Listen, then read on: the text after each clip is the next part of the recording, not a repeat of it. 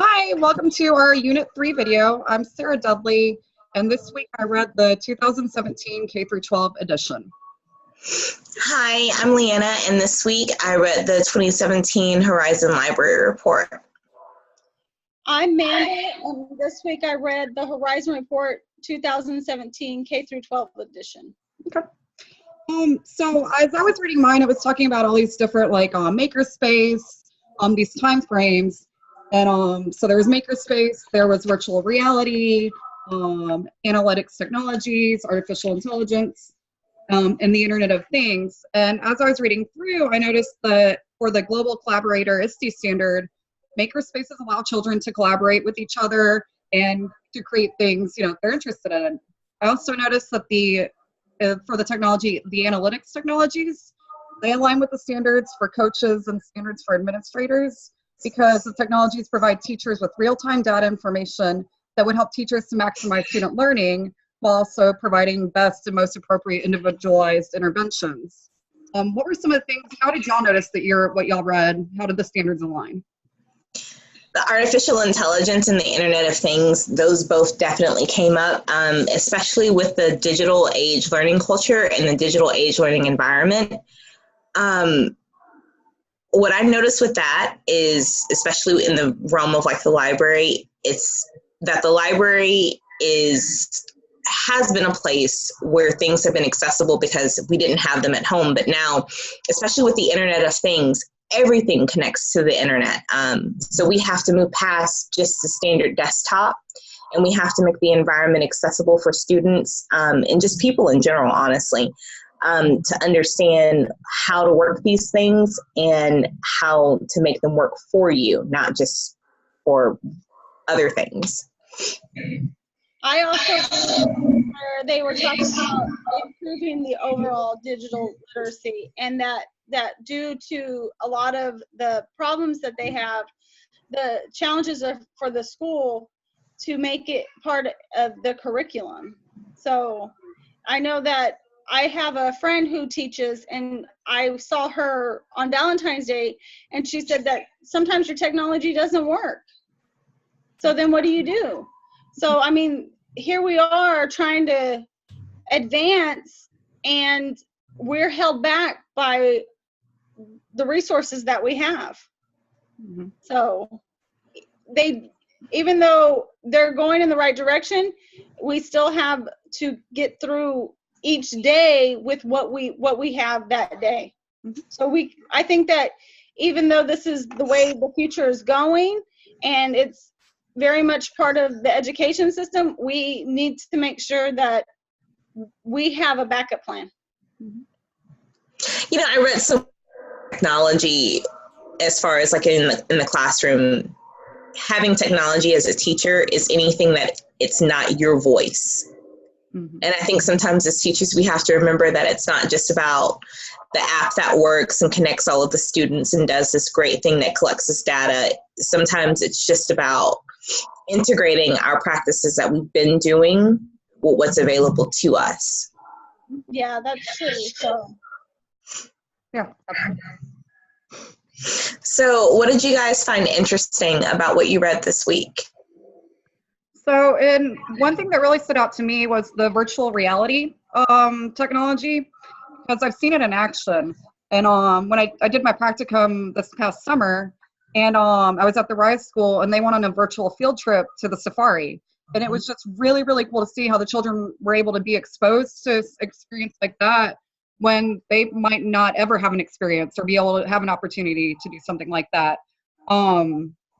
So seeing that, I just thought that was really interesting. And at school, as I was reading the report also, I kept saying, for the 1 to 2 years, I kept forgetting that the report was 2017. And I was like, oh, wait, yes, why we're seeing these things, because that was the 1 to 2 year time frame.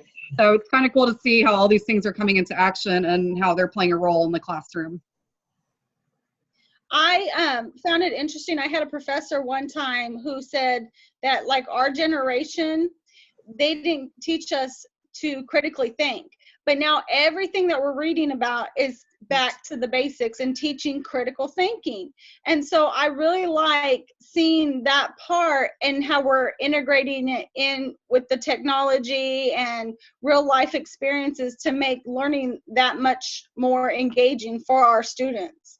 So I really enjoy that, because if we really did miss out on learning that piece of critical thinking, it makes me sad. Yeah.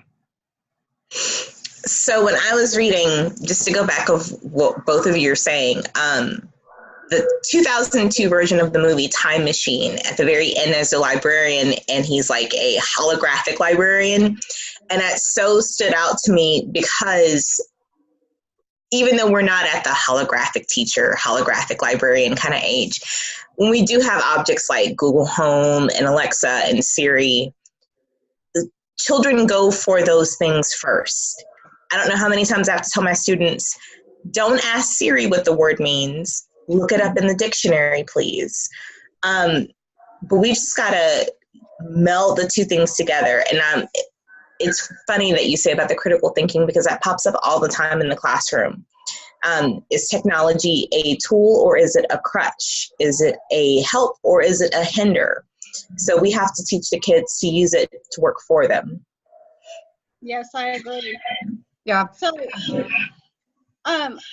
how do you guys see this week that we can use this information to help us or our fellow educators? I think it's kind of like last week's report and all these reports that we're reading, kind of being aware of the trends that are coming up, that are on the rise. They help us be prepared and informed. And like, let's say we start seeing something about artificial intelligence later down the line. It's something that we're becoming familiar with. It won't be a complete blindside. It won't be like, oh my gosh, what is this? Just because as we've begun reading and learning more about this, we're kind of preparing ourselves. I think the information can also help about the different technologies. It can help us think about learning in a different way, and ways we can incorporate those tools in the classroom. And then kind of like what you were saying, Amanda, about having a backup plan, I think also being mindful about ways, like the technology can be great, but also think about other ways that we can use it to, maximize learning for all children. I think training is key. Training for teachers and training for students. Training for when things go wrong, and when we still need to understand what happens when it goes right. There are certain programs, even at my school, we have iStation.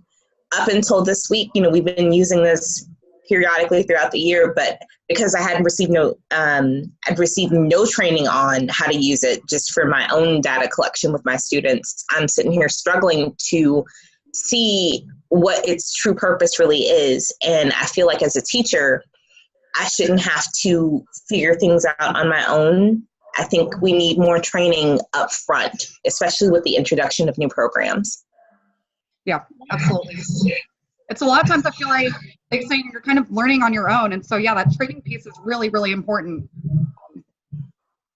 Yeah, this week I was able to actually use the information in the Horizon reports to help with one of my other classes. I've had to do a lot of self-teaching in that class. And so I actually used the Horizon reports to help me put a grant proposal together.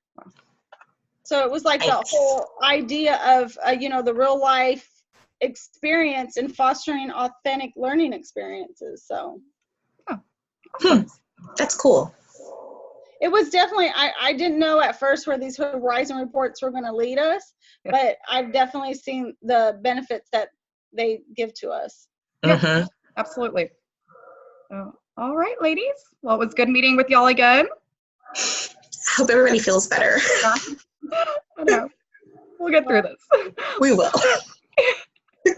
Bye. Bye.